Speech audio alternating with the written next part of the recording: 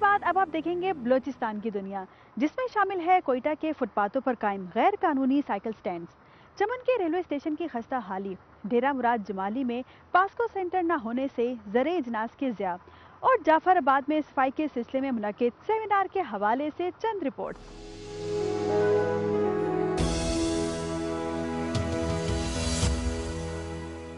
شالی کی فصل تیار ہونے کے باوجود حکومت کی جانب سے خریداری مراکز قائم نہیں ہو سکے، زمینداروں اور کاشتکاروں کو مالی مشکلات کا سامنا کرنا پڑ رہا ہے۔ ڈیرہ مراد جمالی کا شمار بلوچستان کے زرخیز علاقوں میں ہوتا ہے۔ یہاں سے سالانہ لاکھوں ٹن دھان کی پیداوار ہوتی ہے، جو کہ صوبے سمیت ملک کی خوراک کی ضروریات کو پورا کرتی ہے۔ ڈیرہ مراد جمالی میں گزشتہ ایک ماہ سے دھان کی فصل تیار ہو چکی ہے اور اوپن مارکیٹ میں پہنچنا شروع ہو گئی ہے، مگر بدقسمتی سے حکومت کے اعلان کے باوجود ڈیرہ مراد جمالی میں دھان کی خریداری کے لیے پاسکو کے مراکز قائم نہیں ہو سکے ہیں، جس کے باعث کاشتکار مجبوراً دھان کو اوپن مارکیٹ میں 400 سے 500 روپے فی من فروخت کر رہے ہیں۔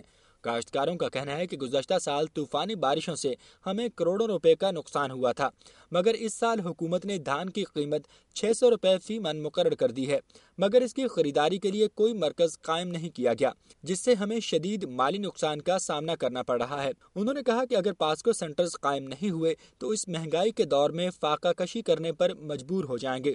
حکومت اس معاملے کا فوری نوٹس لے۔ اختر منگی، دنیا نیوز، ڈیرہ مراد جمالی۔ میں اس وقت موجود ہوں چمن ریلوے اسٹیشن پہ۔ صوبے کے دوسرے بڑے 7 لاکھ آبادی رکھنے والے شہر چمن کے عوام کی سہولت کے لیے محکمہ ریلوے کی جانب سے صرف اور صرف ایک پیسنجر ٹرین چل رہی ہے، جو کہ اتنے بڑی آبادی رکھنے والے شہر چمن کے لیے ناکافی ہے۔ روزانہ یہاں چمن سے کوئٹہ اور کوئٹہ سے چمن آنے کے لیے سینکڑوں مسافر سفر کرتے جاتے ہیں، لیکن ٹرین میں کم بوگیوں اور جگہ کی عدم دستیابی کی وجہ سے مسافروں کو سخت مشکلات کا سامنا ہے، جس میں بالخصوص عورتوں اور بچوں کو مرد حضرات کی نسبت سخت مشکلات کا سامنا ہے۔ ٹرین میں سفر کے دوران عورتیں اور بچے گلیوں، برتوں اور دروازوں میں کھڑے ہو کر 4.5 گھنٹے کا سفر بمشکل طے کرتے ہیں، لیکن اس کے علاوہ درجنوں مسافر بوگیوں میں بھی جگہ کی عدم دستیابی کی وجہ سے مال بردار ٹرین کے ڈبوں میں بھی سفر کرتے ہیں۔ کیمرہ مین عبد المنان کے ساتھ محمد اسلم اچکزئی، دنیا نیوز، چمن۔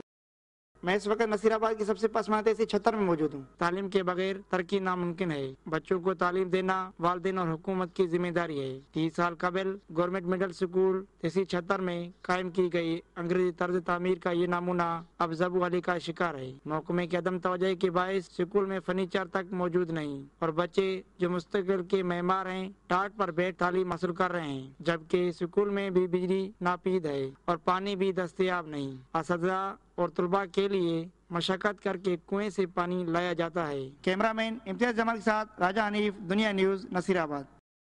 آغاز حقوق بلوچستان پیکج کے تحت بلوچستان کے بے روزگار نوجوانوں کو روزگار کے مواقع فراہم کرنے کے لیے اقدامات شروع کر دیے گئے ہیں۔ وفاقی حکومت کی جانب سے بلوچستان پیکج کو ہر سطح پر کامیاب بنانے کے لیے جو اقدامات کیے گئے ہیں، ان میں مقامی نوجوانوں کے لیے روزگار کے 5000 سے زائد اسامیوں کی پیشکش انتہائی مثبت قدم ہے۔ ان اسامیوں پر بھرتی کے لیے عملی اقدامات شروع کیے جا چکے ہیں۔ وفاقی حکومت نے دوسرے صوبوں کے مقابلے میں بلوچستان کے نوجوانوں کو تعلیمی شعبے میں بھی خصوصی رعایت دی ہے۔ روزگار کے ان مواقع سے فائدہ اٹھانے کے لیے 35 سال تک کے گریجویٹ اور پوسٹ گریجویٹ بے روزگاروں کی بڑی تعداد اپنی درخواستیں ضلع رابطہ آفیسرز کے پاس جمع کرا رہے ہیں، جبکہ صوبائی سطح پر بھی رواں سال 2009-10 کے بجٹ میں 4000 سے زائد اسامیوں کا اعلان کیا گیا تھا، جس پر نصف سے زائد بھرتیاں کی جا چکی ہیں۔ موجودہ پیکج میں بھی 5000 اسامیوں کو میرٹ کی بنیاد پر فراہم کرنے اور 1973 سے قبل بلوچستان کے رہائش پذیر آبادکاروں کے لیے مختص کرنے پر غور کیا جا رہا ہے۔ بلوچستان کے مقامی باشندے ان تمام اقدامات کو ایک خوشگوار پیش رفت قرار دیتے ہیں۔ پڑھے لکھے بے روزگاروں کے لیے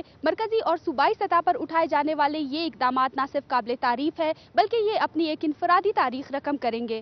کیمرہ مین سلمان فیصل کے ساتھ سیما کنول، دنیا نیوز، کوئٹہ۔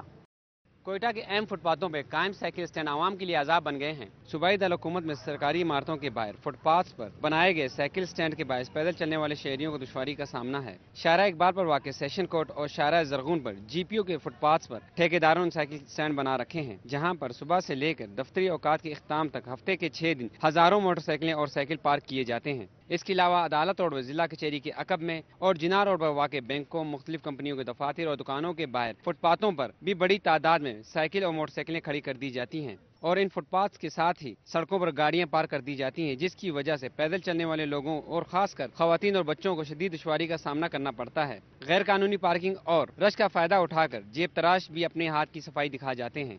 فٹ پاتھوں کے قائم یہ سائیکل سٹینڈ ایک جانب عوام کے لیے پریشانی کا باعث ہیں تو دوسری جانب تخریب کاری کو بھی خارج از امکان قرار نہیں دیا جا سکتا۔ کیمرامین سلمان فیصل کے ساتھ فرید اللہ خان، دنیا نیوز، کوئٹہ۔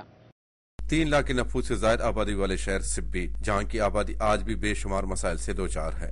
زندگی کے مسائل تو ایک طرف، اب تو قبرستان کا حصول بھی ایک بہت بڑا مسئلہ بن چکا ہے۔ سبی شہر میں 5 بڑے قبرستان موجود ہیں، جہاں کی زمینیں آج مردوں کی تدفین سے ڈھک چکی ہیں۔ شہر کے بیشتر قبرستان نشاور افراد کے امجگاہ بنے ہوئے ہیں، جبکہ قبرستانوں کے تحفظ نہ ہونے کے باعث آوارہ کتوں اور مقامی آبادی نے اپنا راہ گزر بنا لیا ہے۔ بارشوں کے دوران آبادی کا پانی قبرستان میں دراڑیں پیدا کر کے ان کی ہڈیوں کو بھی بہا لے جاتا ہے۔